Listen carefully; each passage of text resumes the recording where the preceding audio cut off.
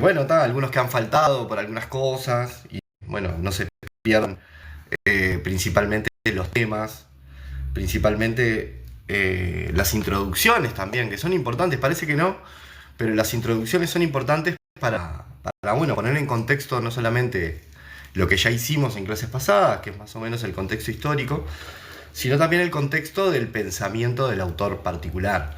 En este caso, voy a hacer una introducción para mis estudiantes de Platón.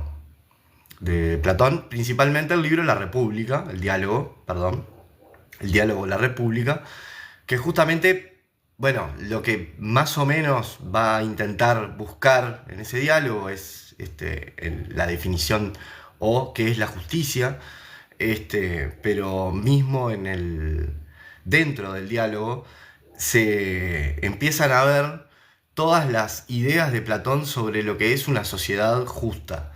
Y bueno, en esa utopía platónica, digamos, se empieza a mostrar cómo, de alguna manera, eh, a desarrollar, digamos, el pensamiento platónico. O sea, se desprende de Sócrates, más allá de que lo usa como interlocutor en sus diálogos, se desprende ya de eso para bueno, comenzar a ver, de alguna manera, qué es lo que pensaba sobre una sociedad justa, básicamente. ¿No? O sea, de qué manera se puede pensar de nuevo la sociedad.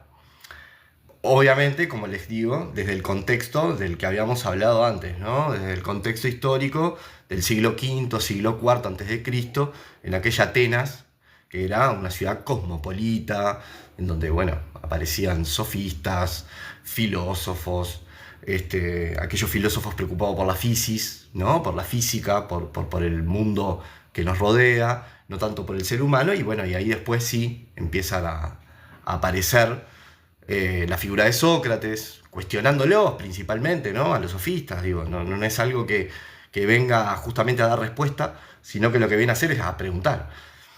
Entonces, bueno, en esas preguntas, idas y venidas de Sócrates, en esa Atenas lo terminan condenando, y bueno, a la vista de Platón, esto parece injusto.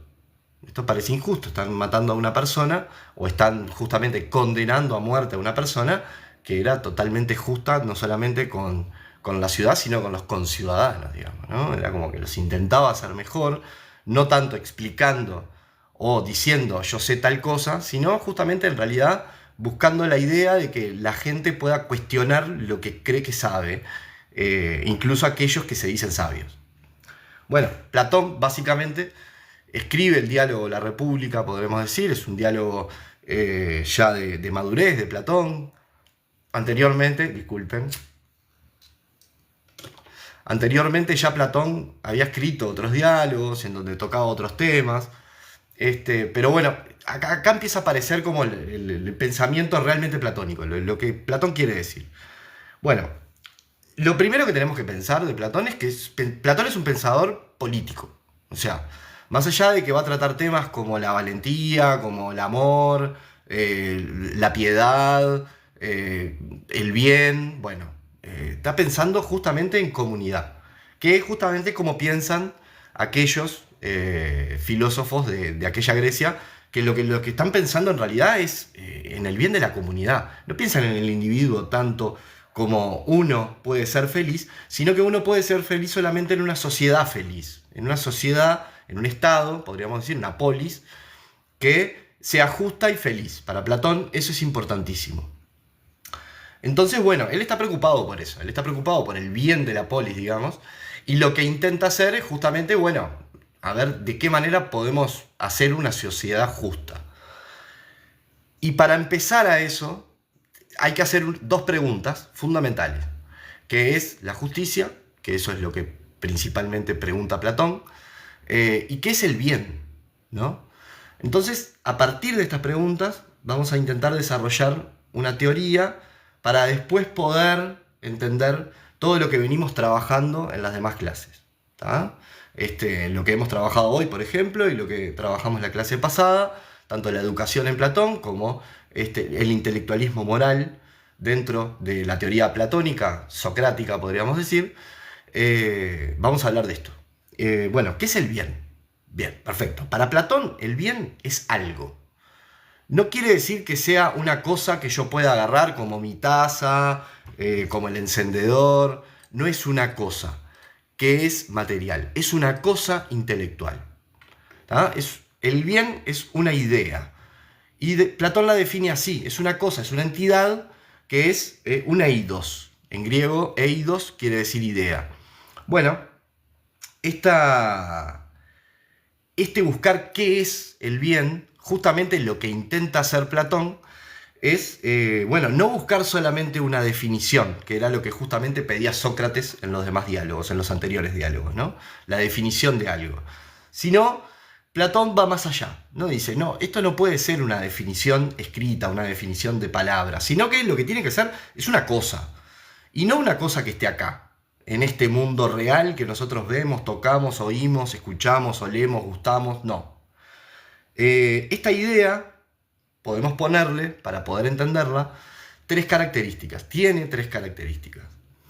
Bueno, la primera es que existe separada de mí. Esa idea existe fuera de mi cabeza, fuera de mi cuerpo, fuera de mí, digamos, ¿no? No es algo que yo tengo particularmente en la cabeza, sino es algo que está aparte, fuera de este mundo, en otro mundo, en otro mundo. Eso lo que quiere decir es que esa idea, esa cosa, esa entidad, no es sensible. Cuando decimos que no es sensible, quiere decir que no es sensible para los sentidos. Tanto para la vista, para el gusto, para el olfato, para el tacto, para el oído. Bueno, no la podemos ni oír, ni escuchar, ni tocar con los sentidos. Esto lo que quiere decir es que es inteligible. Lo que quiere decir que es inteligible es que la podemos tocar con la mente. Básico. ¿Qué queremos decir con esto? Bueno, que yo con el intelecto, con mi inteligencia, con mi mente, lo que puedo hacer es captar esa idea, es comprenderla, es como verla con la mente, tocarla con la mente, pero no particularmente con los sentidos sensibles. Porque justamente había un problema con el tema de los sentidos. Ya venía de larga data presocráticos, filósofos, diciendo justamente cosas distintas, contradiciéndose a sí mismos. Los sofistas más o menos, más allá de que estaban en una misma corriente, podíamos decir de que alguno se contradecía con otro. Es bastante complejo y algo bueno, que a Platón le parece que los sentidos, por ejemplo, yo puedo decir que ahora tengo calor y ustedes pueden decir que tienen frío. Y bueno, depende de lo que ustedes digan, depende de donde ustedes estén y depende de donde yo esté y de qué calor tenga. Entonces, dice Platón, esto no nos da un conocimiento, no nos da algo que yo pueda saber fehacientemente de que, bueno, sí, hace frío. Porque no sé, capaz que viene otro y me dice, che, mira, acá hace calor, ¿eh? Entonces, esto a Platón le rompe la cabeza. Dice, no, mirá, no es por acá. No tenemos que buscar estas soluciones a las cuales, como decía Protágoras, por ejemplo, el hombre es la medida de todas las cosas. Bueno, vamos a cuestionar esa idea. Bueno, ¿cómo la cuestiona? Justamente, la cuestiona con la teoría de las ideas, la teoría de las formas, el mundo inteligible. Vamos a entrar en eso. Para Platón existen dos mundos. Dos mundos. Un mundo sensible, aquel que podemos ver, tocar, gustar, oler, escuchar con nuestros sentidos, aquello que nos rodea, como decía hoy, ¿no? Por ejemplo, esta taza. El mundo sensible, que es lo material.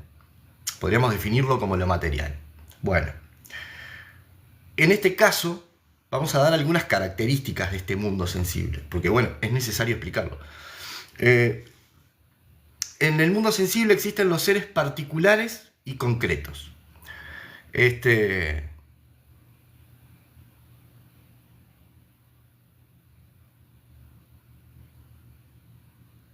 Bueno, no sé, me dijo TikTok que parece que no está grabando, o que hay gente que no le gusta, que hay restricción.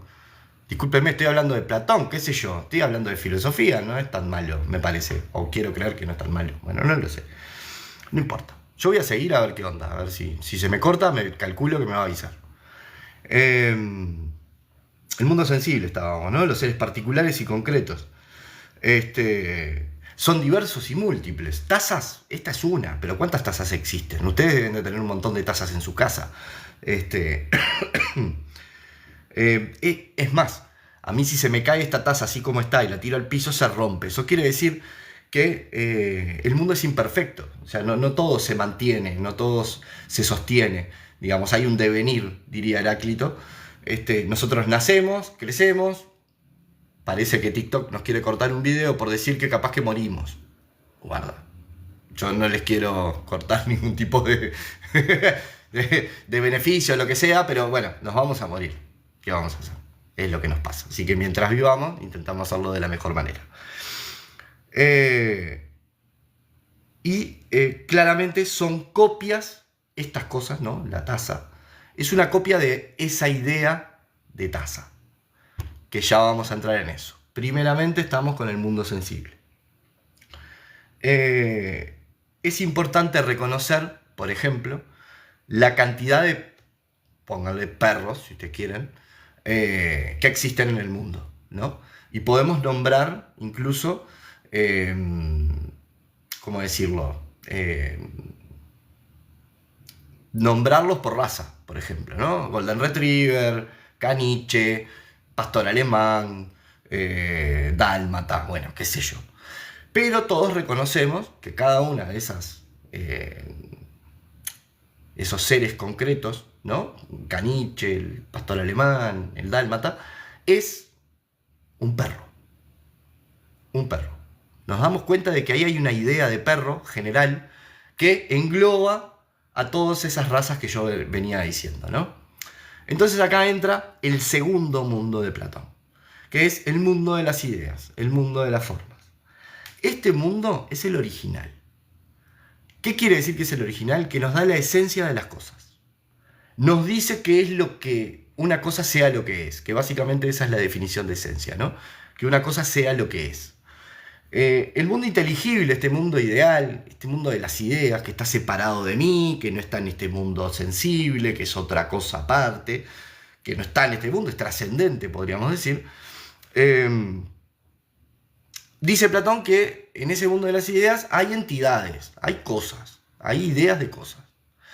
Entonces, esas ideas, no solamente, vamos a dar las características, ¿no? Esas ideas son reales, para Platón, y son objetivas.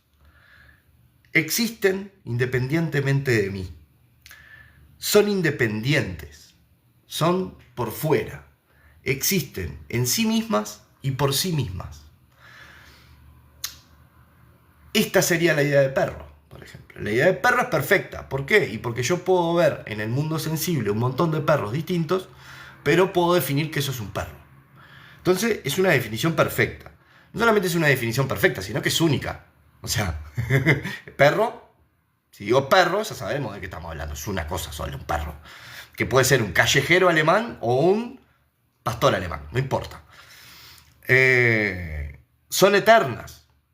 Son eternas, porque en la época de Platón ya existían los perros. Quiero creer que antes también, hoy también, y dentro de 30 años no creo que se vayan a extinguir los perros. Así que los perros, la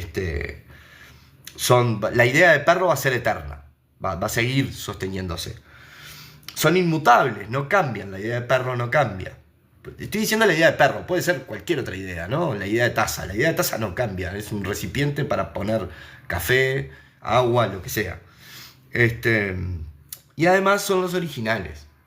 Eso quiere decir que las cosas sensibles son las copias de las ideas. Por eso son los originales las ideas, porque le podemos dar nombre a eso. Tenemos que hacer una puntualización, que es distinguir entre lo eterno y lo inmortal. ¿Por qué? Porque las ideas son eternas.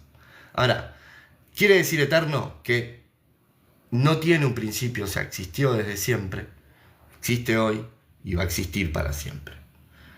Lo inmortal nace y después sí no muere, pero tiene un principio. O sea que es importante tener esto. Las ideas son eternas. Son eternas. Bien. Ahora tenemos un mundo sensible y un mundo inteligible. Un mundo de las ideas. Tenemos dos mundos. Nos vamos a preguntar, bueno, ¿cómo? ¿Para qué? ¿No? O sea, cómo funcionan, cómo se congenian, cómo se juntan, cómo damos con ese mundo ideal. Bueno, básicamente nadie pudo explicar eso, porque Platón tira la teoría de la participación. Eso quiere decir que por ejemplo, cada perro va a participar de la idea de perro. Va a decir luego, más adelante, que lo vamos a ver, va a decir que un acto justo es justo porque participa de la idea de justicia. Platón, es Platón, y tenemos que quererlo así como viene. Entonces, ahora sí, nosotros nos podemos preguntar, bueno, ¿para qué sirven las ideas? ¿No? ¿De qué me sirve saber todo esto? ¿No? Digo, bueno, de alguna manera algo de esto me tiene que servir. Perfecto. Dice, ojo, acá también tenemos que acordarnos, Platón es un pensador político. Punto para tener en cuenta para ver este desarrollo de la idea, ¿no? Bueno, para esto vamos a leer, que ya leímos en realidad, y lo vamos a seguir leyendo, La República de Platón, en donde se cuestiona, nos preguntamos qué es el bien antes, ahora nos vamos a preguntar qué es la justicia, ¿no? Ya sabemos que es una idea, que no existe acá, que no existe en este mundo, que está aparte. Bueno, perfecto. ¿Qué es la justicia? Bueno, no es una definición en sí tampoco, no es un conjunto de palabras que me dice lo que es la justicia, sino que para Platón, y esto es importante saberlo, solamente el hombre justo, el ser humano justo, puede ser feliz. El injusto no puede ser feliz para Platón.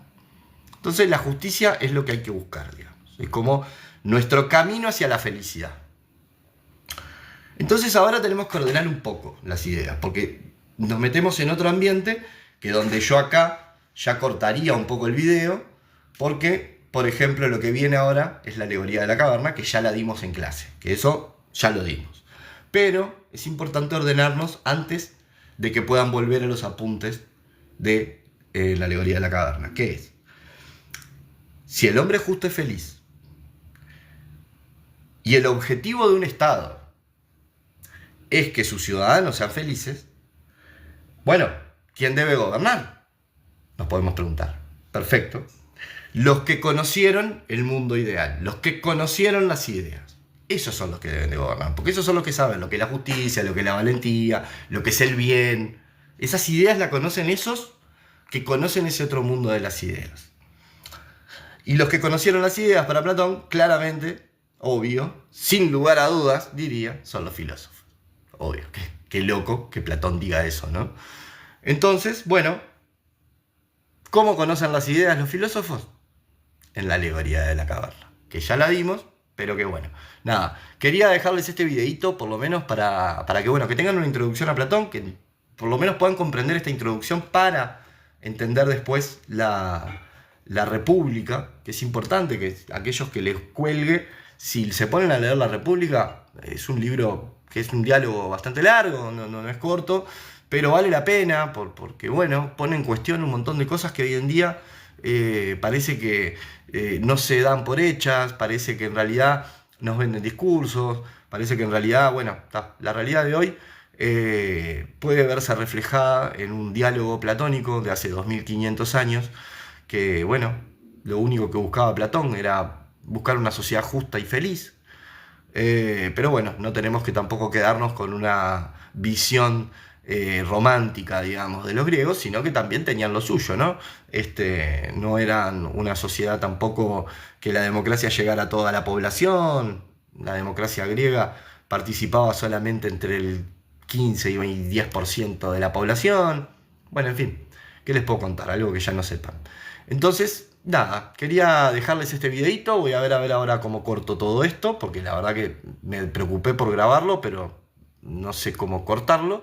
Calculo que debe ser donde dice que se apaga. Así que bueno, les mando un abrazo, les agradezco el tiempo que han tenido conmigo, que me hayan acompañado. Y bueno, nada, en algún otro momento les caeré con alguna otra clase para hablar de filosofía un poco. Les mando un abrazo grande y muchas gracias por andar por ahí.